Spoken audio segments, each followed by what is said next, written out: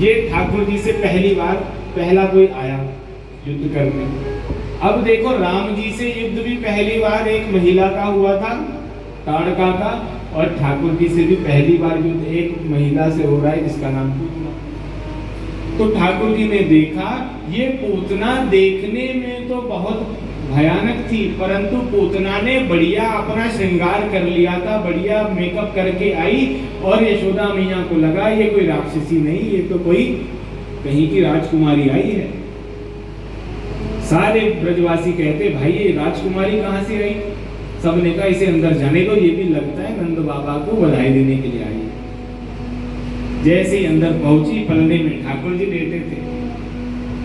मैया ने कहा आप कहाँ से आई? बोली हम बहुत दूर देश से आई हैं मैया, तेरे इतने सालों बाद लाला हुआ, हमको पता चली कल नंद के आनंद भयो है, तो हम बधाई देने के ताई आई। मैया कहती तुम बहुत भली पधारी, लो मेरे लाला को गोद में लो, इसकी नजर उतारो। और पूतना ने नन्हे से ठाकुर जी को लिया और ले करके आकाश में उड़ गई। अब ये 6 दिनों के बालक, छठी रात्रि अभी हो रही थी, 6 दिन के लाला ने एक बार भी करवट नहीं बदली, ये कैसे मारेंगे पूतना? ठाकुर जी ने ये भी सोच रखा था कि ब्रज में कोई अस्त्र नहीं, कोई शस्त्र नहीं उठाऊंगा। तो ठाकुर जी को जैसे ही पूतना लेकर के उड़ी, पूतना ने सोचा था मैं दूध पिलाने के बहाने नंद के लाला को जहर दे दूं। ठाकुर जी ने कहा चल कोई बात नहीं, तू जहर देने आई पर पिला तो दूध के बहाने से रही है। श्याम सुंदर ने क्या किया? दूध पीते पीते, जहर पीते पीते पीते पीते पूतना के प्राणों को खींचना प्रारंभ कर दिया। पूतना आकाश में जो उड़ी थी, जहर पिला रही थी, पूतना थर-थर कांपने लगी, पूरा शरीर कांपने लगा, अरे मुझे छोड़ दे, मुझे छोड़ दे।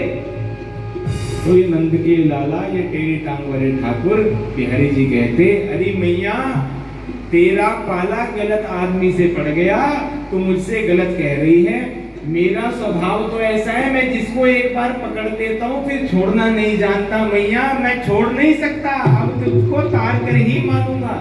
तो ठाकुर जी ने कोई अस्त्र नहीं लिया, कोई शस्त्र नहीं लिया। श्याम सुंदर ने खेल ही खेल में पूतना का उद्धार कर दिया। ऐसे कितने अघासुर, बकासुर, तृणावर्त, शकटासुर कितने दैत्य आए, पर बिहारी जी ने एक बार भी कोई अस्त्र शस्त्र नहीं उठाया। तो वो रसखान वो कहता भाई मेरी इच्छा है, तेरा राजकुमार बड़ा प्यारा है, मैं इसके लिए जूती बनाऊंगा। वो चल करके आया ब्रजमंडल, ब्रज में आया, बिहारी जी का दर्शन किया, गोसाई जी को कहा मैं आपके लाला के लिए खड़ा हूँ। बोले आओ अंदर नाप ले लो। तब तक इतना नियम नहीं था। अब वो अंदर गया, उसने ठाकुर जी के चरणों को देखा और नीचे से देखता देखता देखता देखता जैसे ही श्याम सुंदर से नजरें मिली, बिहारी जी से नजरों से नजरें टकराई, तो जैसे ही इसकी नजर श्री बिहारी जी से मिली तो ठाकुर जी ने वो जो आया था ठाकुर जी के पांव का नाप लेने के लिए, श्याम सुंदर ने उसे नाप लिया महाराज, और ठाकुर जी ने उसको अपनी ओर आकर्षित कर लिया। ये बिहारी जी का स्वभाव ऐसा है। क्योंकि देखो जब हम हिंदी में लिखते हैं ना कृष्ण, हिंदी में कृष्ण लिखते हैं तो क के नीचे अंकुश लगाते हैं। मछली पकड़ने का कांटा देखा आपने, वो भी वैसा ही होता है। तो जब वो मछुआरा फेंकता है तो मछली को बीच में से डालता है, मछली फंस जाती है उसमें और अपनी ओर खींच लेता है।